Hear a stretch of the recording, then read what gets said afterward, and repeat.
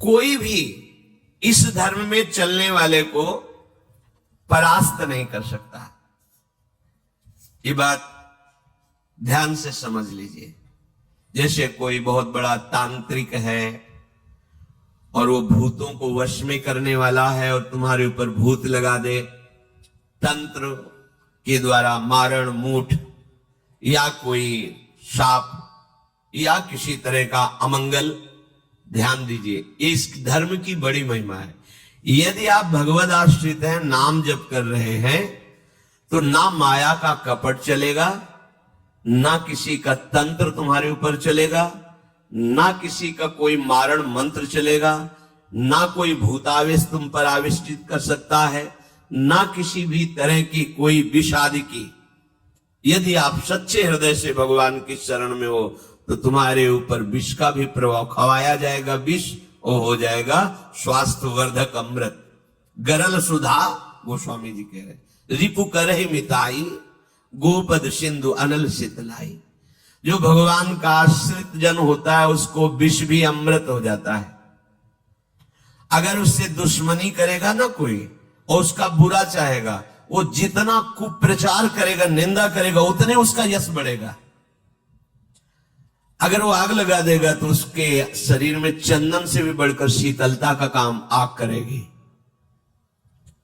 जो भगवद आश्रित है, श्री हरिराम व्यास जी ने भी प्यारी जी के चरणों के आश्रित जनों को पुष्ट करने के लिए बताया कि राधा प्यारी के चरणारविंद शीतल सुखदाई, कोटि चंद मंद करत नख विद जुन्हाई। श्री राधा प्यारी के चरणारविंद शीतल सुखदाई। शाप ताप रोग शोक दारुण दुखारी, लाल इष्ट दुष्ट दलन कुंज भवन चारी। हमारी गोरी भूरी प्रियाजू के गोरे चरणारविंद का जिसने आश्रय ले लिया है, शरणागति ले ली है और राधा राधा नाम जप करता है, तो किसी भी ऋषि का साप उस पर लागू नहीं होगा। हरिराम व्यास जी कह रहे ये विशाखा सखी के अवतार है, कह रहे शाप कोई लागू नहीं होगा उसके ऊपर। ताप दैहिक दैविक भौतिक ताप उसका स्पर्श नहीं कर सकता। कोई भी पाप उसे अपने अधीन नहीं कर सकता। किसी का भी तंत्र मंत्र उसके ऊपर लागू नहीं हो सकता, क्योंकि ये चरणारविंद लालजू के भी इष्ट है और ये चरणारविंद दुष्टों की दुष्टता का दलन करने वाले और हृदय में प्रेम प्रकाशित करने वाले हैं। कोई भी भयानक से भयानक रोग तुम्हारे शरीर पर हो सकता है, पर वो तुम्हें अधीन नहीं कर पाएगा। शाप ताप रोग शोक, बड़ी से बड़ी हानि होने पर भी तुम्हें शोक स्पर्श नहीं करेगा। प्यारी जू के चरणों का जिसने आश्रय ले लिया है, ये ऐसा परम धर्म है कि इसके आश्रित को कोई भी तंत्र मंत्र मूठ मारण भूत प्रेत पिशाच पिशाचनी कोई भी नहीं स्पर्श नहीं कर सकता। ध्यान रखना। हाँ, अपना कल्याण कराने के लिए सामने आ सकता है, क्योंकि नाम जापक ही सबके कल्याण का सामर्थ्य भाव रख सकता। जो निरंतर नाम जप करता है उसमें सब सामर्थ्य आ जाती है। एक बार भाई जी से हनुमान प्रसाद पोद्दार जी समुद्र के किनारे बैठे नाम जप कर रहे थे, तो देखा एक सफेद पोशाक पहने हुए पाग बांधे हुए पारसी वेशभूषा में सामने खड़े हैं। भाई जी ने सदाचार के कारण कहा, बाबूजी क्यों खड़े हो, बैठ जाइए। तो उनका आप बोले तो मेरे में सामर्थ्य आई आपसे बात करने की, डरना नहीं आप। भाई जी ने कहा मैं क्यों डरूंगा, आप कोई भयावह थोड़ी लग रहे हैं। बोले लग नहीं रहा, लेकिन भयावह हूं, मैं प्रेत हूं। भाई तो कोई बात नहीं, जो भगवत भजन में ये सब कई जगह ऐसा घटना में गंगा किनारे जैसे श्मशान है, ऐसा नहीं कि प्रेत योनि नहीं होती, होती है, पर वो प्रभाव नहीं दिखा सकती। ऐसे प्रत्यक्ष देखा है। भाई जी ने कहा कि तो आप हमारे पास क्यों आए हो? बोले अपना उद्धार कराने के लिए। मुझे गीता कंठस्थ है, बहुत से शास्त्र कंठस्थ है, पर कुछ ऐसी मेरे से गलतियां हो गई जिनके परिणाम रूप मुझे प्रेत योनि प्राप्त हुई है। फिर मुझे आंतरिक संकेत हुआ है कि आप हमारा कल्याण कर सकते हो। भाई जी ने कहा तो बड़े आश्चर्य की बात है कि आपको गीता कंठस्थ है और फिर आप प्रेत योनि में गीता के एक श्लोक बोल दे तो प्रेत तो मुक्त हो जाता है। बोले मुझे से कुछ ऐसे भयानक अपराध हो गए, जैसे गुरुद्रोह है, वैष्णव अपराध, ये बड़े भयानक अपराध होते हैं। जब किसी का पतन होना होता है तो माया यही खेल खिलवाती है, क्योंकि और सब पाप हैं वो दरस परस अगनाश, गुरुजनों के संतों के दर्शनों से ही नष्ट हो जाते हैं। लेकिन संत द्रोह, नाम जापक, वैष्णव द्रोह, गुरु अवज्ञा, गुरुद्रोह, ये भयानक अपराध होते हैं, इनसे दुर्गति हो जाती है। तो अपना कल्याण करने के लिए कोई ऐसा भले नहीं तो किसी भी भक्त के सामने, भगवद आश्रित नाम जापक के सामने किसी का चेटक नहीं चलता है। मथुरा दास जी की भक्ति का प्रभाव, हजारों लोग अनुयायी, हजारों लोग शिष्य बन गए। तो अब वो तांत्रिक था, तंत्र मंत्र का उसे बहुत ज्ञान था। श्री मथुरा दास जी जिस नगर में रहते थे वहां वो जाकर अपना नाटक शुरू किया। उसने सब जगह प्रचार प्रसार किया। मैं गंडकी नदी में 12 वर्ष तक खड़े होकर के तपस्या करके आया हूं, केवल दूध का आहार करता था, उसके प्रभाव से शालिग्राम भगवान हमारे बस में हो गए। और आप सबको मैं दिखा सकता हूं कि शालिग्राम मेरे वश में है, देख लीजिए। सिंहासन लाता, बाहर रखता, हजारों की भीड़, ऐसे ऐसे करता तो वो ऐसे शालिग्राम उठते और नाचते हुए ऐसे ऐसे ऐसे फिर रख जाते, फिर ऐसे ऐसे ऐसे ऐसे। अब तो सबको आश्चर्य हो रहा, जैसे चुटकी बजा रहा है वैसे शालिग्राम की बटिया ऐसे ऐसे ऐसे। लोग भीड़ कटने लगी, क्योंकि अब जैसे राधा राधा कहो, कोई जंतुर नहीं है, कोई भस्म नहीं है, कोई वादा नहीं है, तो फिर कम वहां तो दिखाई दे रहा ना ऐसे। देखो ये सब तो लगता है ना कि हमें, अब हमसे पूछो कि हमारे मन में क्या चल रहा है, हमें नहीं पता है। हमें यही देखना है कि हमारे प्रिया जो के मन में क्या चल रहा है। मन मन की रुचि जानने, मुझे अपनी लाडली की मन की जान के उनकी परिचर्या में रहना है कि तुम्हारे मन की जान के तुम्हारी परिचर्या में रहना है। हाँ, तुम यदि मन से ऊपर उठना चाहते तो हमारी बात मान लो, मन को अधीन करके, और मन के अधीश्वर भगवान में तुम्हारा प्रेम हो जाए, तुम्हारा जीवन कृतार्थ हो जाए। अब वहां नाम नंद नंदन का भजन पद्धति, तो जो कमजोर लोग थे उन्होंने कहा कि आज तक कोई चमत्कार तो दिखाया नहीं मथुरा दास जी ने। देखो ये है संत, 12 वर्ष से दूध पी के गंडकी नदी, 12 मिनट भी नहीं खड़ा होगा कभी। अब भेंट जो जितनी चढ़ाएगा उतने उसके दुख नष्ट होंगे। अरे भैया वहां तो रुपया सब समेटता, फिर दूसरे मोहल्ले में, पूरे गांव में आप तो जय जयकार, शालिग्राम भगवान को नचा।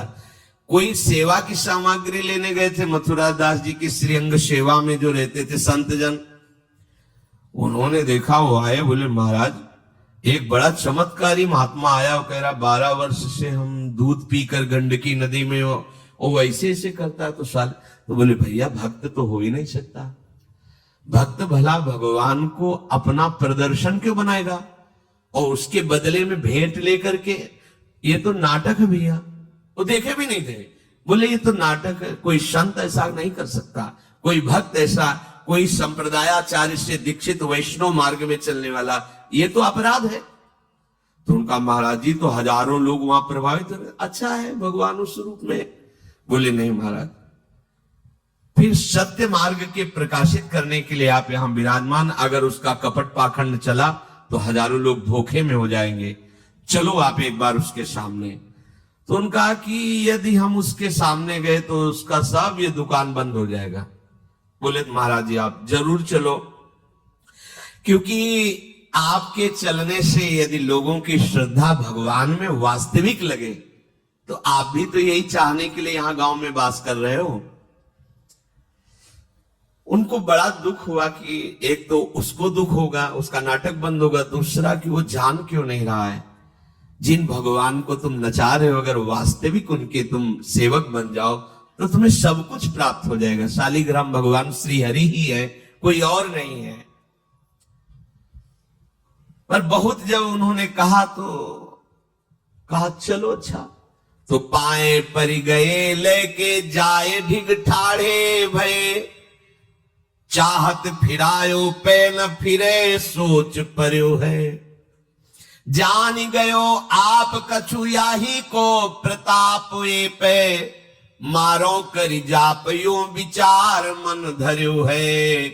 मुठी ले चलाई भक्ति तेज आगे आई नाही, वाही लपटाई भयो ऐसो मानो मर्यो है। हुए करि दयाल जा जीवायो समझायो, प्रीति पंथ दर्शायो ही भायो शिष्य कर्यो है। सभी शिष्यों ने चरण पकड़ करके मथुरा दास जी को मनाया कि आप वहां चले। तो आप गए सादे वस्त्र एकदम सहज स्वरूप साधु का, जाके भीड़ भी इनके साथ है कि भाई मथुरा, उनका भी प्रभाव था तो बहुत सी भीड़ साथ गई। जाकर के गांव वालों ने कहा कि भैया वो आप जो स्वामी जी दिखाते थे शालिग्राम भगवान का चमत्कार वो दिखाइए, हमारे गुरुजी आए हुए हैं। तो ये तो उसने जाना था कि महिमावान है तभी तो वो आया था, पर उसको ये पता नहीं था कि हमारा प्रोग्राम इनके सामने नहीं चल पाएगा, क्योंकि भगवान नाम जापक के आगे कोई तंत्र मंत्र, कोई शाप पाप ताप ये सब नहीं, वास्तविक जो भगवत मार्ग में है। अब उसने निकाला सिंहासन और पूरा सब, शालिग्राम जी को तो केवल चुटकी ही बज रही थी, शालिग्राम भगवान वहीं बैठे थे। हर प्रयास कर लिया, कोई चमत्कार नहीं। लोगों ने कहा कि दिखाओ ना, अब ये हमारे गुरुजी हैं, गांव में रहते हैं। अब भक्त की निष्ठा के सामने भगवान को भी छोटा बनना पड़ता है। इतने महान भगवान भक्त बलि जी के सामने बामन बन के भीख मांगने के लिए गए। भक्ति निष्ठा जीत सकते थे, आज्ञा दे सकते थे, ना आज्ञा दी और ना विजय प्राप्ति की, भिक्षा में मांग करके दिया माता अदिति को कि आपकी चाह है कि राज्य पद देवराज को मिले, तो आपकी आराधना से मैं जाऊंगा, पर वो मेरा भक्त है, ना युद्ध करूंगा ना आज्ञा दूंगा, पर मांग के लाऊंगा। भगवान भिक्षुक बन के गए। भक्त के आगे नौटंकी नाटक कहां चल सकता है? अरे जुगनू तब तक चमकती रहे जब तक सूर्य प्रकट नहीं होता। सूर्य प्रकट हुआ तो लाखों जुगनुओं का कोई मतलब नहीं रह जाता। नौटंकी नाटक, ये साधुता का भेष धर के कितने दिन चलेगा? जिस दिन पोल खुलेगी ना, उस दिन सब नष्ट हो जाएगा, सब नष्ट हो जाएगा। लोग परलोक तो पहले ही नष्ट हो चुका था। पाखंड न करे। हम कह रहे हैं तुम्हें धन चाहिए, तुम्हें सम्मान चाहिए, राम राम भजो, कृष्ण कृष्ण भजो, हरि हरि भजो, विश्व नमन करेगा, ईमानदारी से भजो। हमने ऐसे संत भगवान देखे, ककारा नहीं पड़े, कुछ नहीं जानते, बस एक ओम, दुई ओम, तीन ओम, चार ओम ऐसे जपते, और लोग न्यौछावर थे, सीधे सरल ओम ओम, राम राम, कृष्ण कृष्ण, साफ सीधे। कबीरदास जी जैसे वहां पर राम राम राम राम। श्री स्वामी सत्संगानंद जी महाराज बक्सर, बस इतने, जब कोई बेटा राम राम, ऐसे लगते थे कि मतलब इनको पी जाए, अपने हृदय में रख ले, इतने दुलारे वयोवृद्ध थे। ऐसा सुंदर रूप, ऐसी कोमलता, ऐसा आकर्षण, राम राम राम राम। अरे प्रभु के नाम में क्या नाटक करने की जरूरत क्या है? पाखंड कर। प्रभु महालक्ष्मी पति हो, तुम्हें लक्ष्मी ही चाहिए तो वो सब दे देंगे, काहे को नाटक करे, काहे को किसी को भ्रम में डाले? तुम भ्रम में हो, दूसरे, अरे भैया तुम राम राम जपो, कृष्ण कृष्ण जपो, तुम्हारा मंगल इसी, बस इसी में मंगल होगा, दूसरा मंगल कर ही नहीं सकता। अब उनके प्रभाव से उनका कुछ नहीं हुआ। अब तो लोग कहने लगे दिखाओ ना, इसका मतलब तुम नाटक कर रहे थे। अब सबके सामने उसका मान नष्ट हुआ, उसका सब तंत्र बेकार हो गया।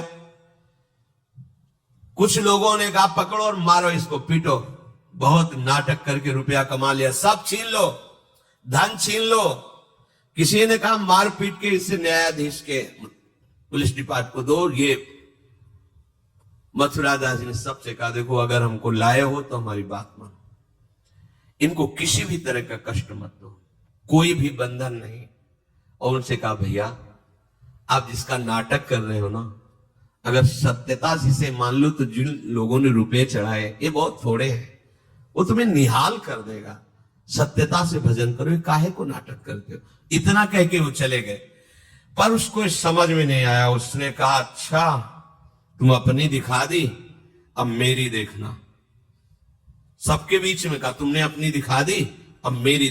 मूर्ख को समझ में नहीं आता। उसने कहा, ठीक है तुमने दिखा दिया, अब कल सुबह तक तुम देखना कि मैं तुम्हारा क्या करता हूं। क्योंकि उसे मारण का प्रयोग आता था। अब एक क्रोध उत्पन्न हो जाए तो राक्षस बना देता है, और क्रोध उत्पन्न होता है कामना से, और उसकी कामना सब नष्ट हो गई ना, सब किया कराया सब माटी हो गया, क्योंकि लाखों लोग प्रभावित हो रहे थे। अब वो क्रोध के वशीभूत होकर तामसी जप करने लगा। तामसी जप होता है विनाशकारी। अपवित्र सिद्धियां उसके पास थी। पवित्र सिद्धियां भी होती है जो दूसरों का मंगल करती है, अपवित्र सिद्धियां होती है जो दूसरों का नाश करती है। उसने मारण विद्या का अनुष्ठान किया, जिसे देहाती भाषा में मूठ कहते हैं। आज मैं इस अविचार से उस महात्मा का सर्वनाश कर दूंगा। भूल भूल भारी भूल। जो साधु की मीच तक है वो उसी मीच से मरता है, ये तो समझ में ही नहीं आया। सरस्वती जी को देवता और ब्रह्मा जी सब प्रार्थना कर रहे हैं कि अयोध्या वासियों की बुद्धि तो बदल दी, वापस गए। भरत जी आ रहे, इनकी बुद्धि बदल दो, नहीं भरत जो कहेंगे वही राम करेंगे। मतलब दिमाग पलट गया है भरत की बुद्धि। अरे प्रभु का इशारा था, इसलिए अयोध्या वासियों की बुद्धि बदल दी। भरत जी के विषय में सोचोगे भी तो नष्ट हो जाओगे। महाप्रेमी भरत के विषय में सोचना ही तुम्हारे लिए अमंगल हो जाएगा। और हम क्या, करोड़ों सरस्वती भी हो तो भरत की भाव भरी भक्ति में बाधा नहीं पहुंचा सकती। अब उसने प्रारंभ किया, बैठ करके आसन में मूठ का एक खप्पर जैसी आकृति प्रकट होती है, और उसमें जाज्वल्यमान तेज होता है। और वो जहां जाएगा तो जिसके पास जाना है वहीं शुरू हो जाएगा उसका खून पोकना, नीचे से शौच द्वार से मुंह से खून की उल्टी आना, उसके पहुंचते पहुंचते, और जहां पहुंची तो वो नष्ट हो जाएगा, मर जाएगा और वापस चली जाएगी। वहां जाके प्रमाण देगी कि हम काम कर रहे हैं। वहां भक्तों ने देखा कि एक खप्पर में आग जलती हुई राउंड राउंड से गोला होता, तो जाके कहा मथुरा दास जी, ये उसकी चलाई हुई मूठ है, तुम कुछ परेशान मत हो, यहां कुटिया की डेहरी में भी प्रवेश नहीं करेगी। अब वो आकर के मारण बस वहां घूम रहा है। मथुरा दास जी निकल के आए, हाथ जोड़ा, क्योंकि सब मंत्र सब सिद्धियां भगवान की, तो ना चाहे पवित्र हो या अपवित्र हो, तो उन्होंने कहा तुम सर्वज्ञ भगवान की ही शक्ति से संपन्न हो, तुम जानती हो कि हमारा कोई अपराध है क्या? अगर अपराध है तो हम बाहर निकल के आते हैं, आप हमें नष्ट कर दो। यदि अपराध नहीं है तो जिसके द्वारा किया गया उसको दंड दो। तुरंत मूठ वापस हुई, कोई मंत्र मंत्र नहीं पड़ा, तुरंत वो मारण वापस हुआ। उधर शुरू हो गया उसका खून, नीचे से ऊपर से, जैसा इनके जैसे काशी नरेश को जब पौंड्रक राजा के साथ भगवान ने उद्धार किया तो उसके लड़के का नाम था सुदक्षिण। वो पंडितों से विला बोला, ऐसा मारण प्रयोग कर सकते हो कि द्वारिका को मैं द्वारिकाधीश नष्ट कर दे।